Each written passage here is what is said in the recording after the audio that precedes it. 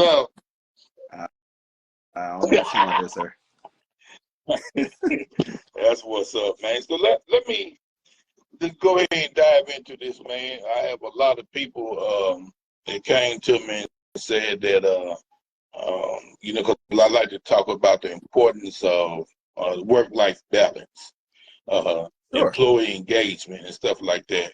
And a lot of I had someone to come to me just the other day and be like, "We're dealing with a lot of mental health issues in the workplace, and how will you address that just on a wide range to help people to deal with mental health issues or just being burnt out or stressed out, or how you want to go with that perspective?"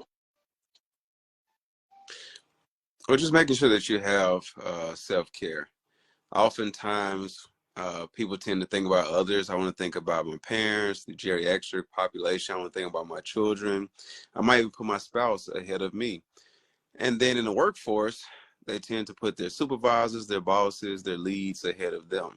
But I have to make sure that I'm Correct. okay. I typically remind people of, especially the ones that have flown before you depart, the stewardess will tell you in the case of a flight going down or you need oxygen, they tell you to put the mask on first on yourself before you put it on your children. The thing is, you have to take care of yourself first. If I don't have enough energy, power, if I don't have enough compassion to pour into someone else because it's withdrawn from me, then how can I continue to pour into you? Or if I pour everything into you, what do I have left for myself? So I just try to tell people about making sure I'm turning this volume down on my computer to ensure that they take care of themselves. So simply engaging in things that you do. Sports, movies, talking to friends, cooking, cleaning, anything that you like to do that is fun and positive in your life. Yeah. These are the ways to generate self-care in general. I have a guy that's gonna come on and talk about the balance of dealing with the mental health issues and work-life balance, as we're going to talk about exercise. I think a lot of people try to get away from the exercise or the let them know the healthiness of the body most important. So he's going to come and dive in and give a different perspective. But you have to do things, like you said, for you. And working out should be for you. It's a you thing. Yeah. What's going on, Mr. Bratcher? Welcome, man. Welcome. It's been a journey trying to get here, but I'm here. Golly, what? Golly, how many people take to screw a light bulb in? Shoot, depending on how tall they are, it might be 3. Right. But we're just sitting there talking about the work-life balance and dealing with mental health right now, as that was a big topic that a lot of people have requested this weekend. I said, I was telling them that Jerry was going to be on, so maybe we can dive into a lot of that, as well as the most important stuff that I always want to talk about is employee engagement. And we talked about once before that it's hard to get employees engaged if you don't know the things that they're really going through as an organizational leader, a supervisor, and a manager. So on that perspective, Mr. Bratcher, what do you have for the audience as we're talking about dealing with the mental health perspective and having the people to find their level of maybe a level of safety or their level of mentally being healthy? You know what was, man, great question. You put me on the spot as soon as I jumped on. I I ain't mean, you get a got chance to warm your up. Bishop Don Juan suit on, so. Don't do me like that, man. It's just Wednesday. It's a Wednesday, But I think that still goes back to what we talked about some time ago about, man, being in tune and in touch with your people, though. You know what I'm saying? Like when you talk about mental health and the things that are going on in the world, if you can't relate to the people that you employ, sometimes, man, you can't relate to some of the mental health challenges that they might be having because what's normal to them, not normal to you. And I see it time and time again, whether it be, age, whether it be race, whether it be, geographical issues. Like you don't understand what your employees have to deal with on a day-to-day basis. Sometimes it's hard for you to really grasp what they deal with from a mental health perspective. Man, we had a situation recently. Y'all know I work with kids, and I tell you time and time again, the same things that we put in place for these kids, it applies to our staff. We're just grown kids. Like we deal with the same thing that our kids deal with. Honestly, probably even on the tougher scale because we got much more responsibilities. You know what I'm saying? I know Jared the expert on that area, but I'm pretty sure that increases mental health issues as well because kids don't have the same responsibilities that we have, and so yeah, definitely. I think being in tune with your employees and understanding what they deal with on a day-to-day basis, which is what I try to do, all the time. That's what's up. So let me ask both of y'all this question as I think y'all can give different insight. So in the workplace, there's a level of stress and strain that comes with being in the job that we do on a daily basis. So from a mental health perspective, Jared, how would you advise an employee in dealing with the stress and strain of dealing with kids in high volatile, dealing with in a high volatile environment, and which takes a toll because that they want a lot. And then on the same side, from a organizational leader perspective, Bratcher, how do you deal with the staff, and then in order to keep them, one, to identify that you understand that they can get stressed and burned out, but also what are some of the tips and techniques that have been used to prevent it or to help curtail it at least? Well, since you brought up mental health first, I guess I'll jump in. But like I stated earlier, just simple self-care techniques. Um, some easy coping skills that I teach my clients would be something simple as deep breathing. Deep breathing helps to physically calm the body down. So when you're dealing with these kids in high volatile situations, you could easily become stressed, anxious, sometimes even depressed. So you want to make sure that the employees are engaging in those self-care techniques and/or anxiety reducing, depression reducing techniques, just coping skills in general. But the deep breathing that I spoke about, pleasant imagery, which is simply your happy place. When you think about something that makes you happy, be it real or imaginary, it doesn't matter. So, for example, if I'm a hooper, I'm a basketball You player. So I You, dunk. I was gonna, I said, for example. I was I gonna said, say for the example. same thing, but go ahead. I said, Yeah. for example. I said, for example. I mean, I used to, back in the day, man. I hooped in school before, man. I really played football. Like to put my hands on people, play on defense. But for example, so if you're a hooper, man, which I think neither one of you are. So if y'all were hooping against Jordan, the thing is, would you beat Jordan? I highly doubt it. But in your version of your pleasant imagery, you could have someone take the ball out, pass it to you. You dribble into the left, you dribble into the right, you pass it to the point guard, you run around your center, point guard tosses the ball in the air. You grab it and you dunk on Jordan with 1 second left in the game. Y'all win the game. You want to create a vivid image of something that you really like, something that brings you pleasure. And the more that I can get engulfed or ingrained in that image, it starts to take my mind away from the things that are stressing me okay? out. So now I don't have to worry as much about these kids and their behaviors, or this staff and them arguing, um, I can focus on something else that brings pleasure to me. Another example, and that was a quick example. I really like to kind of paint a bigger picture. So if you like something that's pretty peaceful or calm, being on the beach, that's fine. That's me. But don't tell me you just That's want me. to. That's my But thing right there. That's what me. about the beach? Being on the beach is cool, but create a story, elaborate about the beach. Who, what, when, where? Who are you on the beach with? You're on the beach where? You have a specific place, an island. I You're cheesing too hard, no, but that's man. Come on, man. that that that I saw all the 29 of his teeth. You might be missing three somewhere. But the point I'm making is, who are you on the beach with? Like, what beach? Is it in Maui?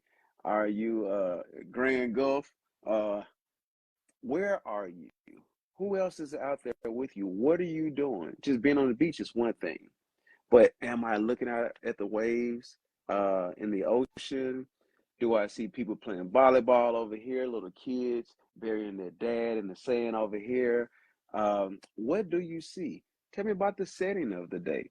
Is the sun going down? Is the sun always the highest peak? Are people out there on little ski-doos or whatever they call the little jet skis? I thought you said Uh, do you speedos. see not speedos? I know where your mind is. Ski-doos.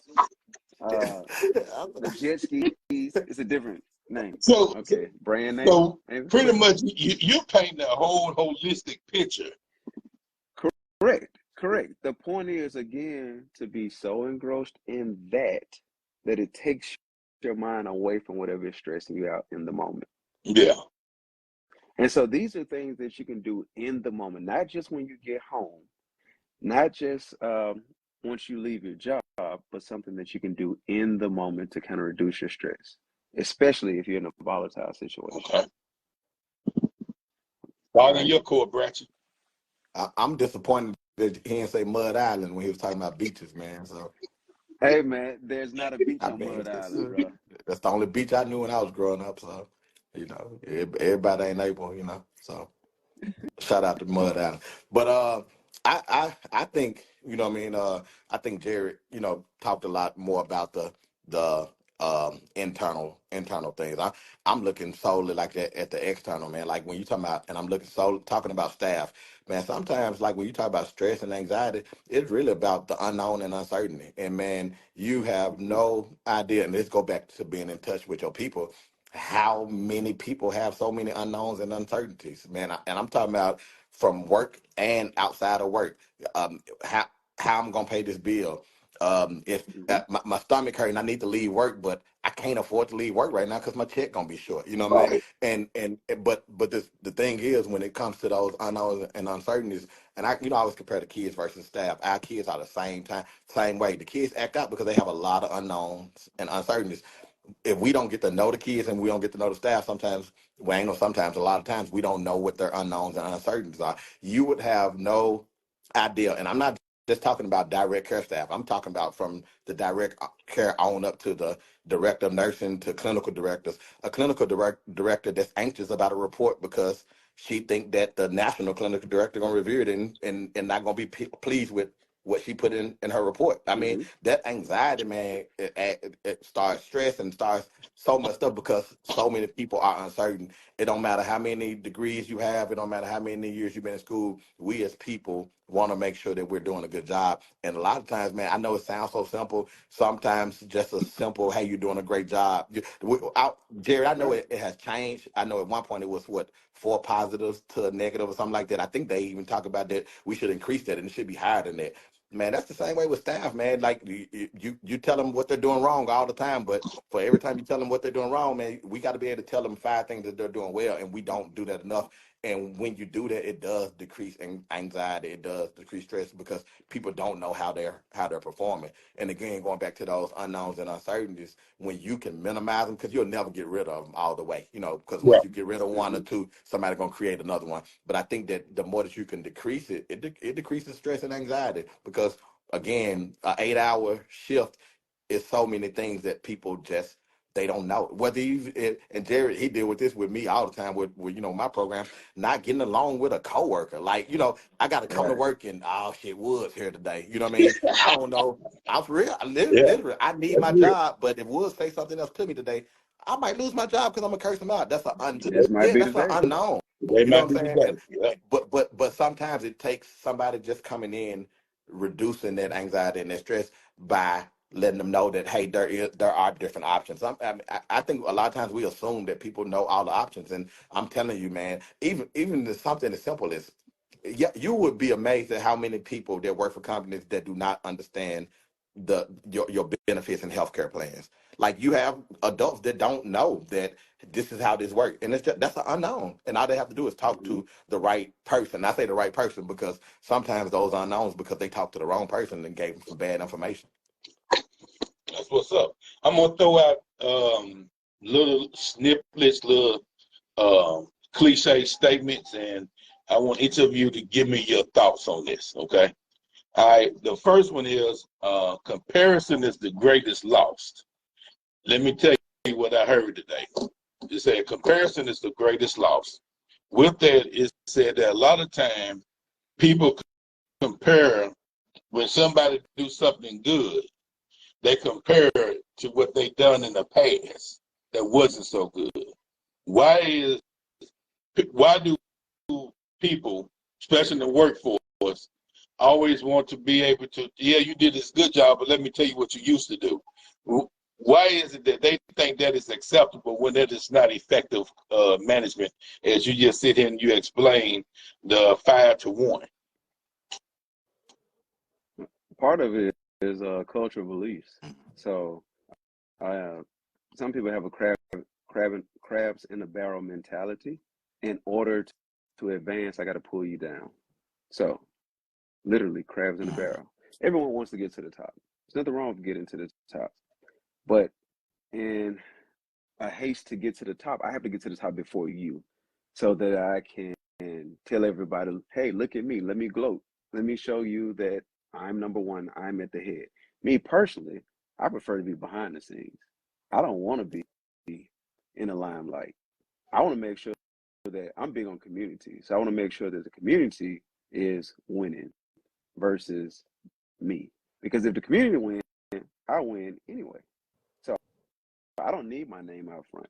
I want to make sure that you guys succeed. And then you succeed and I succeed. But the crabs in the barrel mentality, it's it's it's it's it's asinine that it is still apparent Still today. Yeah, relevant. very Yeah, relevant. Yeah. yeah. But that's exactly what it is, man. All right, Bratcher, I, your thoughts? I my thoughts on that, I think that I know we talked about languages, right, and how people talk. I think that sometimes like that person that's using that whole comparative analogy, whatever, like a lot of times, hell, they don't know that they're doing anything wrong. They just probably feel like that's what worked for me. That's You it. know, That's that's how it. I that's how I made it. They compare, whatever. And Mm-hmm. not being in tune with your people. Just because that worked for you don't mean it was right. That's one. Mm-hmm. And I also don't mean it's gonna work for Jerry. You know what I'm saying? So I Right. think that's Jerry. I think the last couple of times we always, even though you said I can't hoop, we always use sports as an analogy. I think it go back to Mm-hmm. coaching, man. Like a lot of people got different coaching styles, but trust and believe when you look at the NBA and the NFL and watch the NBA, when you look on the sideline, that head coach, man, this is about 5 other coaches next to him that all used to be head coaches. Correct. It ain't just the NBA just trying to spend their money on all these coaches. They're realizing as they're growing that one head coach and his style is not going to work for all 12 of those Mm-hmm. players, whatever. That's why they got to sprinkle in different styles and approaches. And unfortunately, some people say, hey, that's what worked for me, and that's just because it worked for you don't mean it's gonna work for somebody else. That's a good Mm-hmm. point. I heard today somebody was talking to this young man, and they said, I have to learn how to reach modern day population that's talking to kids. Yeah. Yeah. And Mm-hmm. he explained it. He said, it's like me taking the 1995 transmission and trying to put it Mm-hmm. in a 2024 automobile. He You're said not it's gonna not be going to be. successful. No. And Correct. somebody was like, well, that's stupid. That why would you do that anyway? And then that's when I explained. He said, but people lead that way. Yeah. That's because that's all they know. That's all we know. That's all That's they all know. they know. Yeah. All right, let me give this So one to you. that's generational. It's generational education, man. My parents learned it from their parents. I learned it from my parents. I'm gonna teach it to my kids. So that general, it's not generational wealth. It's just a generational learning style. And so I'm a whether you liked it or not, that's what my dad taught me, or that's what my parents did with me. So that's what I'm gonna do with my kids. Crazy thing is, you ask that same person, "Well, did you like it?" Yeah. Yeah. While they might have taught you this way, did you like it? Yeah. And the majority will say, "No, I didn't like it." Well, why are you going to teach this to your kids? Yeah. Why are you going to teach this to the Yeah. future generation? For some, that is all that they know. For some, they choose to not learn another way. Yeah. Well, let me rebuttal on what you just said. I hear Sure. you with that one there because you used the thing about the parent there, but it's one of them things that there was a lot of things that parents and grandparents has taught us and told us, but it never made sense until we became older. You know what I'm saying? Mm-hmm. But that does not mean it's not relevant. It's one of them Mm-hmm. things on that issue that I want to get. It's one of them things. It's good to have it when you need it, and need it and not have Mm-hmm. it. If that makes Mm-hmm. sense. It does, Wood. It I'll go is. ahead, Jared. Yeah, Now, I no, just you go ahead. Go ahead. was gonna say though, I think the caveat to that though is that, like your grandparents, what I mean, if they instilled something or put something out, maybe just say 60 years ago, right? You know what I'm saying? It's still relevant today, but you're gonna have to adapt and use different examples though. You know what I'm saying? So if Mm-hmm. your grandparents saying, I can't think of Woods, you like 800 years older than me, so I can't think of nothing. But if your grandparents used an example that don't make sense to my Right, son gonna be looking like, what do you mean about churning butter? He don't know nothing about churning, but so we gotta be able, right, you know what right, I'm saying? We right, gotta be right, able to right, adapt. right. Yeah, and I think that's what the issue is too. Like, it ain't that people stuck in their ways or say, well, this is how my parents were. A lot of people are afraid to adapt though. You know what I'm saying? They so Mm-hmm. it's easier to say, well, so and so did it this way, I'm gonna do it this way. That's a lot of people just afraid to change and adapt to them. And me and Jerry, we talk about this Yeah, all the time, man. Like, man, what you did yesterday is not gonna work for tomorrow, man. If you Right. wanna, stay ahead and successful and be in tune, you gotta be willing to adapt and learn different ways. yeah. Right. You The can use one the concept. concept, but just Yeah. apply it differently. Yeah, you can use the Yeah, same concept, but apply it, adapt it to today's population that you're dealing with. Let, let, Like you're saying about your son, man. My kids don't know what a right. typewriter is, Right. Yeah. a Let, let me desktop let me ask the computer. crazy question though. Man, y'all know one of my biggest things is always about the why. Like, we do not take time to explain the why, right? How Hmm. many people do you think that just heard these things and, like you said, Woods, it don't make sense until later, but how many people probably just never understood the why? They just know that grandma said it. You know what I'm saying? So mhm, Right.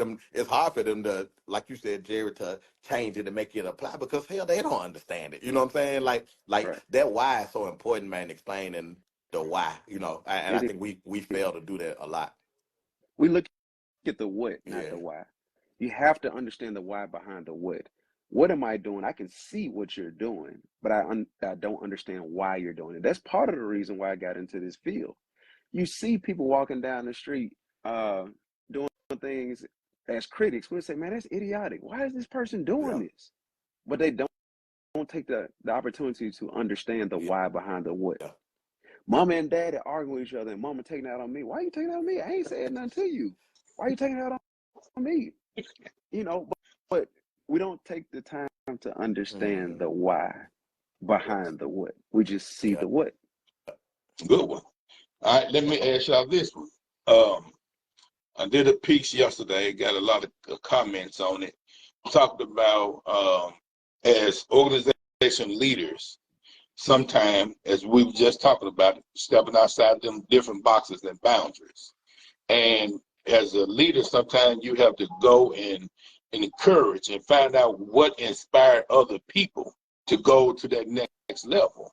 And I stated in that the good part about that, you might wake a sleeping giant that can what be just been waiting on the opportunity to be successful and for you to see them. What advice do you give not to an employee but to an organizational leader in order to step out that box and look for that sleeping giant?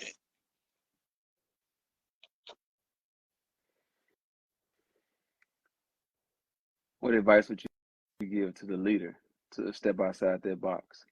I got you. So just making sure that even if we pass on tradition from generation to generation within the company, that's fine. But you don't want to confine yourself to those parameters. Sometimes you do have to step outside of the box to have a little ingenuity. Um, Oftentimes, ingenuity can help, especially the younger generation. So, crazy example.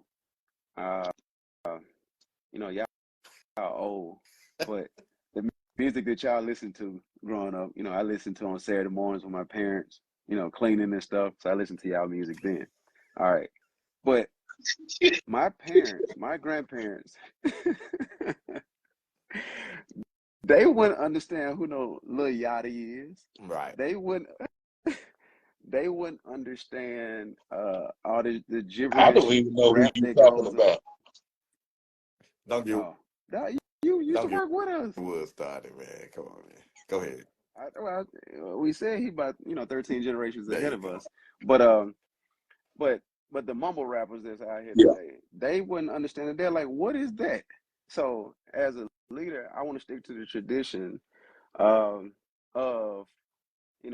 presenting the old school music that I learned, that I listened to growing up, but then try to find some comparisons to the mumble rap that's going on. Me, I love Bone Thugs and Harmony. So I can compare them. Yeah. I can compare them to these mumble rappers. Yeah. And I'll tell them, now, it's hard to understand what he's saying, but if you take the time to listen to him, I can decipher what he's saying. These other little folk, I don't know what they're saying. I just listen to the beat with them. So I can still use the same concept, but step outside of the box to try to reach the people that's the generation that's younger than me, my coworkers, my supervisors, or my subordinates. I want to take that same information, but still, as you stated, step outside of the box. Okay. Makes sense. Hey, it's funny when Wood stopped listening and he look off. Then he come back and just start smiling, knowing he ain't heard nothing you just said. Don't sleep on Dr. Woods, man. I'm thinking. Process. I got you. Hey, trust me, I know. He knows. You think he ain't listening, boy? He'll spit it out a year later. He's like, oh, I won't waste my time. You got to fine tuning ear hustle skills. I got you. If I can, I guess I'll comment on that, man. Like, I guess so. Dealing with what you talking about, how to challenge or push or motivate leaders into stepping outside the box, finding those sleeping giants within their organization, right? Right. One of the things that I'm a strong believer in, and I push, man. I think a lot of this got to do with society, though, man. We equate success on being, the director, the president, the CEO. Like, once we made it to those positions, we made it. You know what I'm saying? I like to encourage, man, my people that it's bigger than that, man. And let's go back to the sports. I always talk about that whole. I don't know what. Well, I do know what. Sorry, Jared. I know who he root for. I know who you root for too, Woods. Good job. I ain't gonna tell y'all who I root for. But anyway, are we talking about Jared. football? Yeah, football. Yeah, don't say nothing, Jared. Be quiet. Oh, I don't care. Hey, people that know me, everybody on live might not know me, but me, I'm a Dallas Cowboy. I said don't say nothing. All day, every day, 3 times on Sunday, bro. You said it. You said it, not me. You said it, not me. No, I'm a fan, bro, fanatic. I'm a fan of the team. Win, lose, or draw, I'm a Yeah, fan of the team. but Now, I know we're our about to get owner, off topic, sir, but let me ask you go this: ahead. as a fan, you know, I'm a diehard Steelers fan, You said so we you about to get know, off topic, then you just got off topic. Go yeah, ahead. yeah, yeah. But Right. why is it every year when y'all win that first game, y'all going to the Super Bowl? I ain't understood that yet. Let me. Yeah. Woods, I've been knowing you for about 8 years. You ain't never heard But me say that. So I'm a real fan. No. I said I am a Can I fan. get to my I am a point? fan. Can I get to my Go point? ahead, bro. Because I threw y'all out. Let's go back to the sports, right? I was using the reason why I asked about the sports, not joking on y'all teams, but I always talk about Tony Dungy. You know what I'm saying? I think we don't promote in the world, we don't promote that Tony Dungy concept. We promote the Bill Belichick. Everybody want to be that dude. Everybody want to win a million championships and blah blah. But yeah, once that's all said and done, this about to be what do good. you have? You know what I'm saying? So what I try to instill in my leaders and what you got, like, man, you want to be that Tony Dungy. You want to be able to. Yeah, it's fine to say that I won 10 championships, but it's better to be able to say that I developed 10 people that won 2 championships apiece, which that's still your championship. At the end Yeah, of the day, you know what I'm saying? And I think leaders gotta have that instilled in them. It ain't about how many trophies you holding. It's how many people you can develop that can earn trophies on their own, because at the end of the day, those are your trophies. Anytime that I have been a part of any type of, I've been to, the corporate reward ceremonies. When I see my people go get a reward, of course, who wouldn't? I mean, I'm gonna say it because y'all gonna know where I'm from. If I say the HUMA, I can't even spell it N word. I don't want Jared. I don't even You want to say can it, Jared. not. I'm gonna say it. I'm human. You know what I'm saying? And so when you talk about Yeah. the hierarchy of He threw hierarchy an of R in needs. there. Herman. Look at Wood's face when you talk about the hockey needs. Herman. Who wouldn't want to? I want the trophy. I want to be the man. Blah blah blah. But at the end of the day, you got to be able to dumb yourself down, humble yourself, and understand that it's more important for people that you created that won trophies. Because at the end of the day, that's what's gonna be able to make you go to sleep at night. Not them trophies you won individually. It's gonna be the people that you developed to earn trophies. You know what I'm saying? So that's one of the things I just push on with my leaders on. It's not about how many trophies you can get individually, how many people you can develop to go get trophies on behalf of you. I think it boils down to your perspective, though. So you have more of a community-based perspective. It's not just me. I'm doing this for my team. I'm doing this for my community. Some people are just about themselves, and so you don't necessarily want to weed them out. I actually want to integrate them into the team concept if you are the leader. I like But that. I like that the Tony Dungy compared to the Belichick perspective. Let me ask you this: which one do you think will last longer? Which Between will those have a two, which one will have a more lasting effect? Because I, that's a conversation. I think that's a conversation that somebody's gonna say one thing, somebody's gonna say the I other. and I'm gonna tell you, let me chime in first. Again, I'm heavy on the sports knowledge.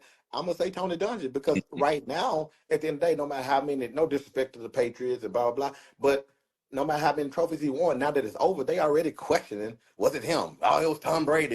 You know what I mean? They already questioning his legacy. You know what I'm Yeah, saying? You can't question Tony Dungy's legacy, his tree. All the branches from his tree, you can't question them. yeah. He has made multiple people successful head coaches, and you can't question mhm. that. You know what I mean? So now I'm not saying that Belichick is not a good coach, but however, now that era is over, people are already questioning, was it him? Oh, that was Tom Brady that did all the work, but whatever. You know what I'm saying? But how many people did Belichick? And I'm not saying he didn't do it. I'm just comparing him to Tony Dungy. How many people did he develop that's still going on? Because once that dynasty or legacy stopped, it stopped. Tony Dungy's legacy hadn't stopped. All right. All right. Let me ask y'all this, and I'm gonna bid y'all good night. This is a employee engagement perspective. All right. There, I'm not for sure if it's absolutely right, but it's something to the effect. There's a hockey team owner that sold a lot of shares of his team, and uh, pretty much came out up into the hundreds of millions of dollars. But what he done was surprisingly, he has 3 employees. There's been 300 employees in that franchise, from the top people all the way down to the food preparation person or whatever it is, 300 people.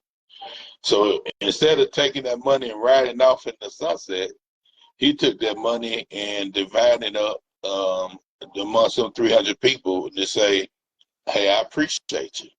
And I think it came out that the minimum that each person gonna get is just the minimum is a $50,000 bonus or whatever, which he could have kept to himself. But he decided, hey, I appreciate your service. Employee engagement is so important. Just give me one ideal concept that you have done or you've been involved in or you think would be good in today's time to keep employees engaged. Me personally, I just like team building, man. Actually, I'm going to do a team building training in Florida next week. I did one for a company that I partner with now about 2 weeks ago, and I've worked with Mr. Bratcher on several occasions to work in his facilities. I actually will be back there 2 weeks from now. So I'm very big on team building. I want the employees to get a chance to know each other on an intimate level. You don't have to be somebody's BFF, but get to know me. When I do the suicide prevention training at the Juvenile Detention Center now, before we even start talking about that, I do some team building, some icebreakers with them. And I get them to introduce themselves and tell them a little something personal about one another. At the end of the day, if I don't know you, I can't trust you. And if I can't trust you, then especially in that field, in the detention center, how do I know that you're going to have my back? That's true. If we're going to a restraining kid because he or she is being very volatile, then how do I know that you're going to do what you're trained to do? Especially if I don't even engage with you, if I don't talk to you. So this employee engagement, how do we increase it, enhance it? Team building, team building, team building. Make sure that they're interacting with one another. As Mr. Bratcher said earlier, I'm going to use the phrase, the power of praise. He was talking about, saying positive things about them, but the power of praise, making sure that you're, as a leader, you praise your team.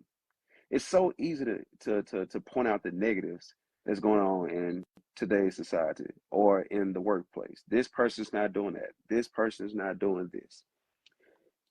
If you're going to do that, then you need to point out what they're doing well as well, in addition, rather. And so this, not only you as the leader, as the supervisor, as a director, but if you can teach your subordinates to do the same thing, it'll create a totally different atmosphere. That would help people to want to work for you. One thing I did appreciate about Mr. Bratcher when we worked together, I saw him. Oh, I said one thing, bro. One, don't get too happy. I didn't say I appreciate you. One thing that you I got did. it. Thank you. I'm very specific in my words. But one thing that I did appreciate that he did was he was very visible on the floor with the kids. We all worked. For the people that don't know us, we all worked at the Davidson County Juvenile Detention Center, and so that was one thing that I did appreciate. Being the head of the flock, he was the main chef in the kitchen. I'll say he was out there with the sous chefs, the ones that's just learning. He was out there with the direct care staff, sitting on the pods with them, engaging with the case managers. He was engaging with everyone from medical to the teachers. And I think that you have to be visible. In today's society, if you want to increase that engagement, the leader has to be visible. If I constantly stay in the back, if I'm constantly in my office and they never see me, why would they want to work with me, let alone for me? Absolutely. Yep. What you got, B? Yeah. Man, I'm actually gonna piggyback off what Jay Prince said. Yeah, that's my That's nickname, me. Jay That's why I went first. Jay Oh Prince. yeah, and that Tony Bone right there. That Tony Bone right there. I always said I agree with him 1,000%, but I'm gonna add another level to it, man. Genuinely visible. You know what I'm saying? It's a difference between being visible and genuinely visible. And this is where you talk about being in touch with your people, man. This is with the clients. the Mm-hmm. kids, the customers, and all that, and with your employees, they can tell if it's not genuine. They can tell. Mm-hmm. There's a big difference between I'm on LinkedIn. My company sends out happy birthday wishes to all the staff. I mean, they do it consistently, right? But people are smart enough to know that's a computer generated. They pulled it from a system and sent it. I take that same little screenshot and individually send it to people. Happy birthday, you know what I'm saying? That's I took time to do that. You know what I mean? I took time. I had to go on LinkedIn. I had to cut and paste. I had to screenshot it, find their number, send it to them, and people can just they know the difference between you genuinely being visible or not.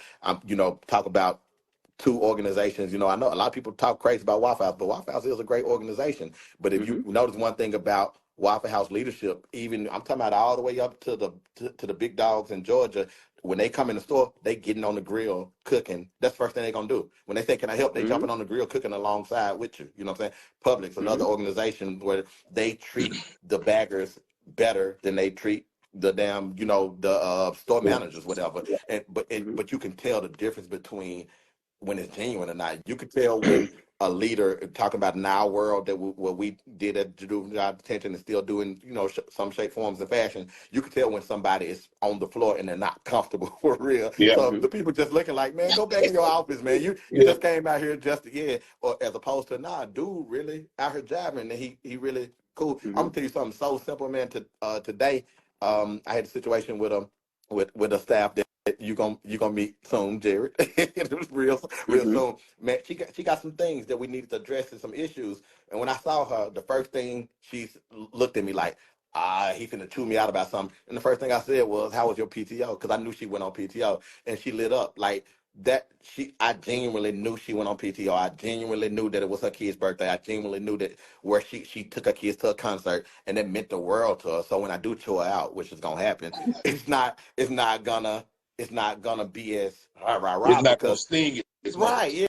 yeah, because Mm-hmm. I genuinely knew all those things about her without somebody having to tell me, and that just takes, man, effort and caring Yeah. about your people. You gotta care. So it takes a little time, man, that you have to spend with these Yeah, people. You have to show them some affection, yeah, man. Show them that you care, man. You actually have to be patient with them, man. You have to be patient with yeah. them too, especially if you're bringing in newer employees. They're still learning their position. Show them a little love. Ain't no wrong. Show them a little love, man. I'm there All for right. you. But Jerry, one thing was I want to say too, man. I talked to one of my directors today. But she's about to go. She's about to go on PTO. We talking about PTO, and it was like like it's almost like she felt bad because she's gonna take off for a week. You know what I'm saying? And I'm Hmm. like, man, listen, man. But I got that mindset of like, man, I work for you. You taking out 1 week out of 365 days. Hell, I knew an AFA that never took off. Hey, man.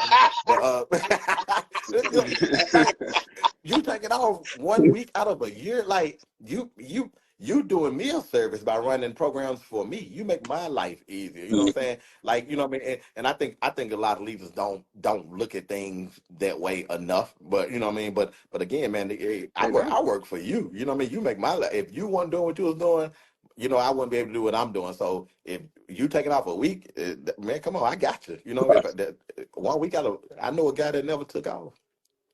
No, your perception is your reality.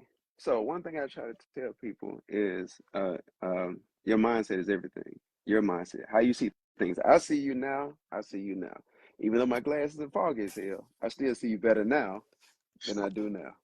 Why And your so glasses looking through foggy? two different. That's dirty. No, it's not dirty.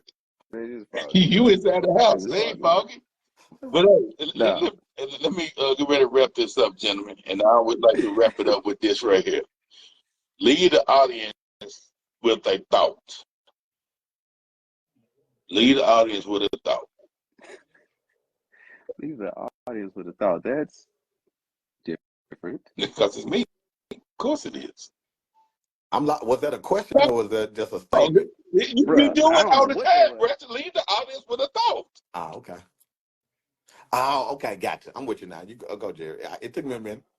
No, this is my first time doing it. So, how many pickers did Peter Piper pick? I don't know. You said leave it with a thought. Um, What do How can you want you the audience to strengthen? remember about Jerry? Um, remember me. At the end of the day, about the people, make sure that I'm an advocate for a community. I want to help out in whatever way that I can. Um, Even me working in the mental health field, I tell clients and potential clients all the time, it's not about me, it's all about them. So even when I see a client, if we don't mesh well, I tell them that's totally fine.